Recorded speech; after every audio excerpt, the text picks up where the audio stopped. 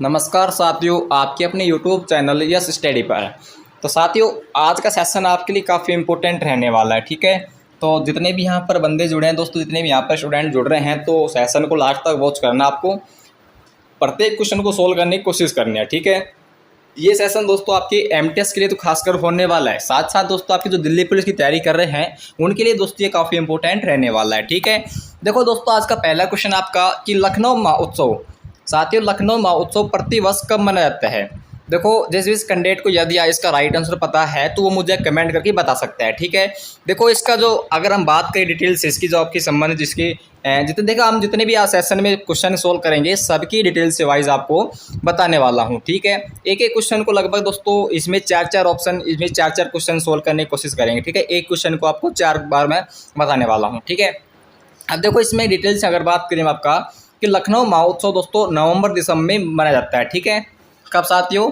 नवंबर दिसंबर में ये मनाया जाता है। ठीक है, और यह प्रत्येक वर्ष दोस्तों लगने वाला मेला है। ठीक है, ये प्रत्येक वर्ष लगता है दोस्तों, हर साल आपकी मेला लगता है। ठीक है, और दोस्तों इसमें क्या है, इसमें आपको ये जो क्वेश्चन है ना, यहाँ से इसमें अवध कला की संस्कृति की झलक देखने को मिलती है। ठीक है, अब देखो यहाँ से एसएससी इस प्रकार से क्वेश्चन पूछ सकती है कि जो आपका लखनऊ महोत्सव में किस कला की संस्कृति झलक देखने को मिलती है। ठीक है, तो साथियों अवध कला की संस्कृति की झलक देखने को यहाँ पर आपको मिलेगी। ठीक है दोस्तों, ये देखो यहाँ पर जो एसएससी है ना वो लैंग्वेज कुछ भी चांस से पूछ सकती है। ठीक है, इसी प्रकार दोस्तों आपका दिल्ली पुलिस भी इसी प्रकार सिस्टम रहता है।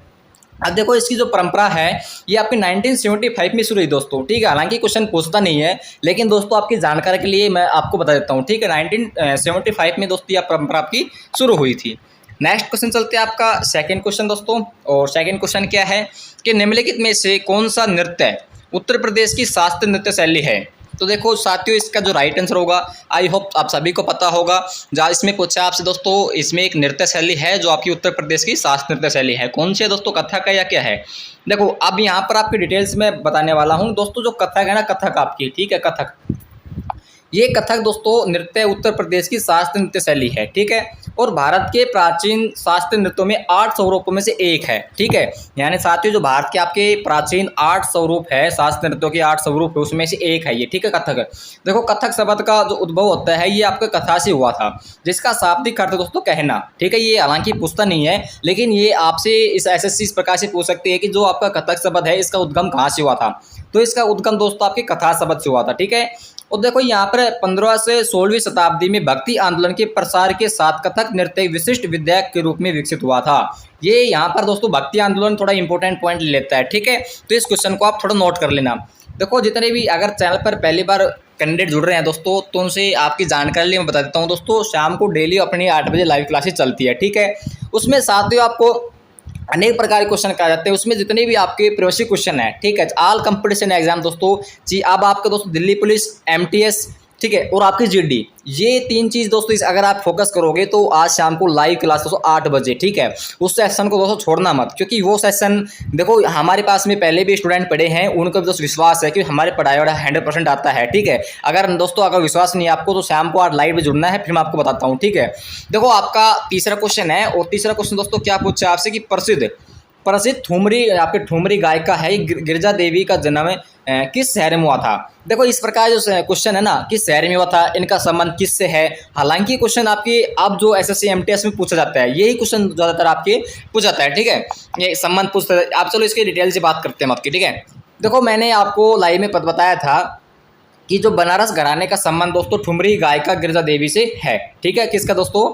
ठुमरी गायिका गिरिजा देवी का यहाँ पर संबंध जो आपका है ये साथियों बनारस घराने से संबंध है। ठीक है, अब देखो यहाँ पर जो इसका अगर बात करें, हम आपके जन्म की बात करें तो 8 मई 1929 को बनारस में इनका जन्म हुआ था। ठीक है, 8 मई 1929 को दोस्तों बनारस में इसका जन्म हुआ था।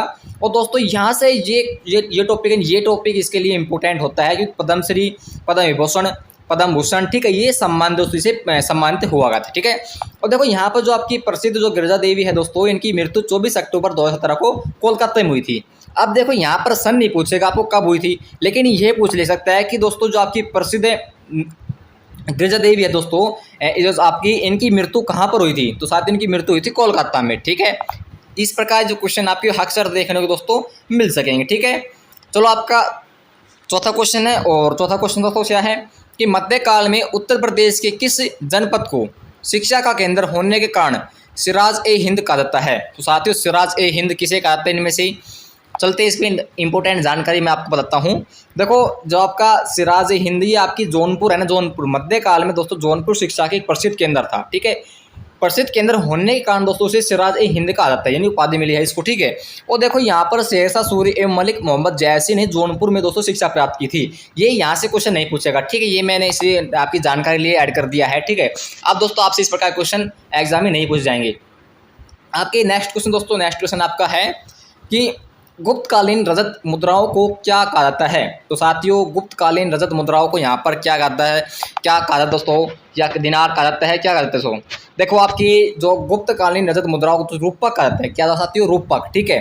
अब देखो स्वर्ण मुद्राओं को क्या कहते हैं दोस्तों, स्वर्ण मुद्राओं को यहाँ पर दिनार कहा जाता है, ठीक है। और देखो यहाँ पर आपका इसमें इन सिक्कों का सबसे प्रसिद्ध प्राप्ति स्थल है आपका राजस्थान भरतपुर में, जो आपका ये सिक्के हैं दोस्तों, रूपक है, दिनार है, ठीक है। इनका जो प्रसिद्ध प्राप्ति स्थल है ये आपका राजस्थान से भरतपुर में है, ठीक है साथियों। नेक्स्ट दोस्तों आपका नेक्स्ट क्वेश्चन है कि पानीपत का प्रथम युद्ध किसके मध्य हुआ था। इस क्वेश्चन का आई होप आप सभी को पता होगा, चलो जिसको पता है मुझे कमेंट करके बताना इसका राइट आंसर क्या होगा। देखो मैं आपको इसके अन्य डिटेल्स, अन्य युद्ध के बारे में बताता हूँ। आपका पानीपत का प्रथम युद्ध दोस्तों युद्ध है आपका, ये दोस्तों बाबर और इमरान लोधी के मध्य हुआ था, ठीक है, बाबर और इमरान लोधी के मध्य, ठीक है। अब इस युद्ध में दोस्तों इमरान लोधी की हार हुई थी और बाबर की विजय हुई थी, ठीक है। तो साथियों यहाँ पर 27 अप्रैल 1526 को बाबर ने अपने आप को बादशाह घोषित करा था, ठीक है, भारत में मुगल साम्राज्य की नींव डाली। अब ये लाइन, ये टॉपिक आपके लिए काफ़ी इंपॉर्टेंट होता है, क्योंकि दोस्तों भारत में मुगल साम्राज्य की नींव किसने डाली है, मुगल साम्राज्य की स्थापना किसने की है। तो देखो यहाँ पर अच्छा आपसे ऐसे इस प्रकार से पूछ सकते हैं कि कौन सा मुगल शासक है दोस्तों जिसने किसको हरा कर दोस्तों किसको हरा कर किसके मध्य युद्ध हुआ था आपका, इमरान लोधी को बाबर तथा इमरान लोधी को हराकर खुद को बादशाह घोषित किया था।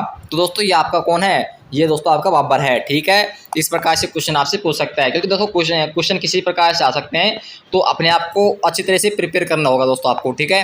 नेक्स्ट आपका 1990 में दोस्तों 1919 में जलियांवाला बाग हत्याकांड के समय भारत का वायसराय कौन था। ये क्वेश्चन काफ़ी इंपॉर्टेंट है, चलो इसके नॉलेज अन्य डिटेल के बारे में बताता हूँ आपको। देखो ये बैसाखी के दिन अमृतसर में जो आपका जलियांवाला बाग हत्याकांड हुआ था, तो इस समय दोस्तों लॉर्ड चेम्सफोर्ड, ठीक है, लॉर्ड चेम्सफोर्ड था क्या दोस्तों, वायसराय भारत का, ठीक है। और दोस्तों ये कब से कब तक रहा था, ये आपका 1916 से 21 तक ये आपका भारत का वायसराय रहा था, ठीक है। इसी समय दोस्तों रॉयल एक्ट 1919 पास हुआ था और भारत सरकार अधिनियम 1919 से पारित हुआ था, ठीक है। चलते हम आपका 8वां क्वेश्चन है, और 8वां क्वेश्चन दोस्तों क्या है, यहाँ से पूछा आपसे कि डुंगर रेखा किसके साथ भारत की सीमा निर्धारित करती है। तो साथियों जल्दी बताओ किसके साथ सीमा निर्धारित करती है दोस्तों। ये दोस्तों आपकी भारत और अफगानिस्तान के साथ में जो डुंगर रेखा है ये दोस्तों सीमा निर्धारित करती है। और दोस्तों सीमा रेखा का निर्धारण दोस्तों आपका 1893 ब्रिटिश कर्नल मोटेटर डुंगर द्वारा अफगानों के साथ समझौता के मध्य हुआ था, ठीक है। तो सेशन कैसा लग रहा है, यदि आपको अच्छा लग रहा है तो कमेंट करना है, और दोस्तों लाइक करना है, वीडियो को शेयर करना है, ठीक है। यदि आप चैनल पर पहली बार विजिट कर रहे हो तो चैनल को सब्सक्राइब जरूर करना साथियों, ठीक है।